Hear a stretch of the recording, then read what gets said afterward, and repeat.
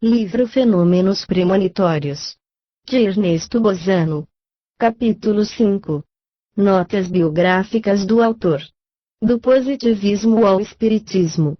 Com prazer respondo à solicitude do meritíssimo professor Asmara, que me pede algumas notas biográficas pessoais para comunicá-las aos leitores de La Luz del Porvenir, especialmente relativas às circunstâncias que me induziram a dedicar-me ao estudo da mediunidade, e acedo a tal desejo por considerar que a história das conversões filosóficas contém valiosos ensinamentos. Propositadamente digo conversões filosóficas porque tal é, em toda a extensão do sentido, o meu caso.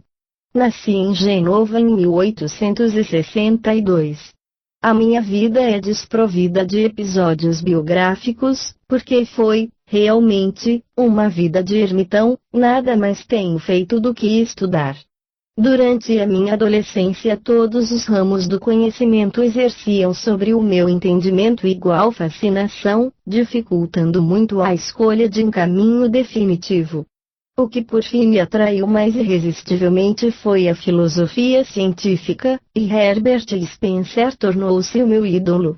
Aderi ao positivismo materialista com tão ardente convicção que me parecia inacreditável que existisse alguma pessoa culta, dotada de senso comum, na medida ordinária, que acreditasse na existência e sobrevivência da alma, e não foi esta uma convicção meramente privada, porque escrevi artigos audaciosos em defesa de tais ideias.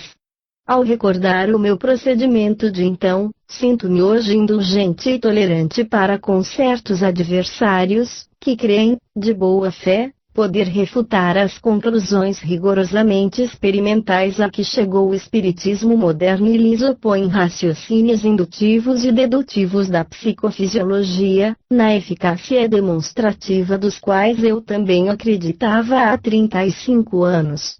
É claro que, nos tempos a que me refiro, eu nada conhecia das investigações medianímicas espiritistas, a não ser alguns breves artigos lidos, distraidamente, nos diários que denunciavam as supostas fraudes dos médiuns e se compadeciam da credulidade dos espíritas. Em 1891 escreveu-me o professor T. H. Ribot, diretor da Revue Philosophique, informando-me de que iria, em breve, publicar-se uma nova revista com o título de Análise des Sciences Psychiques, fundada pelo professor Charles Richet e dirigida pelo Dr. Dariex. A mencionada revista propunha-se, principalmente, recompilar e investigar certos fatos curiosos de transmissão do pensamento à distância, fenômenos que se havia convencionado chamar de telepatia. O problema psicológico, exposto deste modo, atraiu a minha curiosidade, como o nome do professor Richet lhe garantia seriedade científica, respondi agradecendo e dando a minha adesão. Sinceramente, declaro que a leitura dos primeiros números da nova revista produziu uma impressão desastrosa no meu critério de positivista intransigente. Parecia-me escandaloso que representantes da ciência oficial se prestassem a discutir a sério transmissões de pensamento a grandes distâncias, aparições de fantasmas telepáticos dotados de existência real e casas assombradas. A força inibitória dos preconceitos paralisava as minhas faculdades racionais diante das novas ideias, ou antes, dos novos fatos, visto o que, efetivamente, tratava-se de fatos cientificamente expostos e rigorosamente documentados, posto que eu não estivesse preparado para os assimilar. Tal era o meu estado de ânimo quando apareceu na Revue Philosophique um longo artigo do professor Rosenbach, de Petrogrado, no qual se atacava, com veemência, a intrusão sacrílega do novo misticismo na arca santa da psicologia oficial e se procurava explicar os novos fatos pela hipótese da alucinação, das coincidências fortuitas, etc. o artigo pareceu-me tão deficiente e insustentável que produziu em mim o efeito oposto ao que o autor visava, isto porque, como se de repente se dissipasse, diante de mim, uma espécie de névoa intelectual, reconheci que se tratava de fatos e que não procedia com acerto o professor Rosenbach, combatendo-os por mero preconceito. Foi assim que o inábil ataque de um correligionário meu, demasiado ardente na sua fé positivista, impeliu-me a dar o primeiro passo no caminho da nova ciência da alma, a cujo estudo consagrei logo toda a minha vida. No número seguinte da Revue Philosophique veio, muito a propósito, um artigo do professor Richet, refutando, ponto por ponto, as afirmações triviais do professor Rosenbach.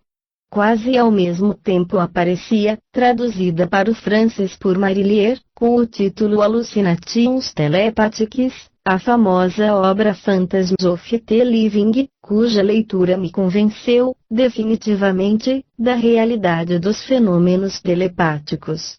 Posto que os reconhecesse, mantinham-se intactas as minhas teorias positivistas, pois que a explicação científica que então se dava dos fenômenos telepáticos, atribuídos a supostas vibrações do pensamento que se propagavam indefinidamente em ondas concêntricas, satisfazia, inteiramente, o meu critério científico.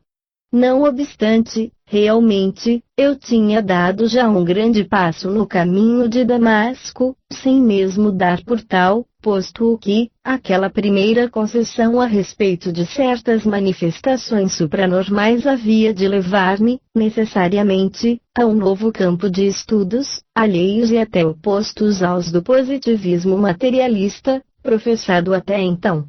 Com efeito, não tardou a declarar-se a crise da minha consciência científica, e o que a provocou, abalando profundamente os alicerces do meu positivismo, foi o livro Animismo e Espiritismo, de Alexander Aksakov.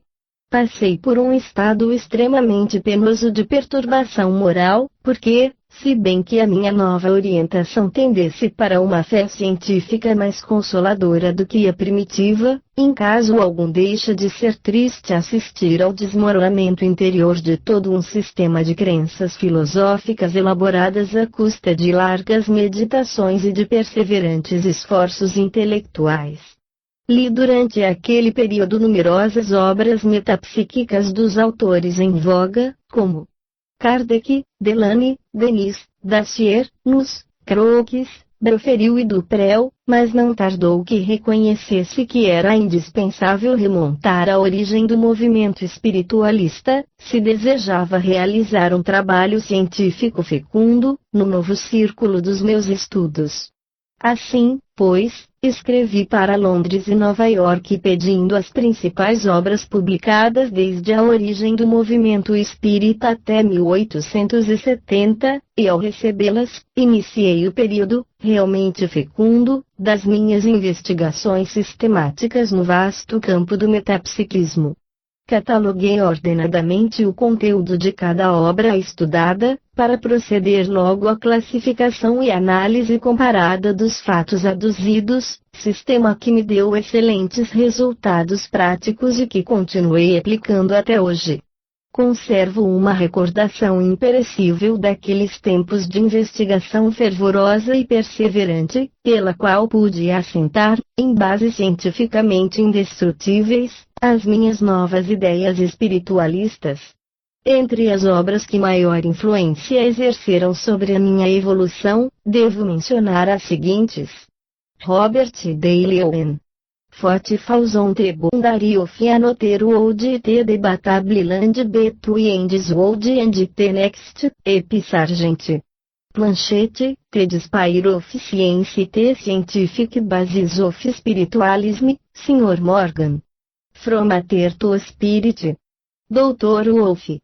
Starling Facts in Modern Spiritualism.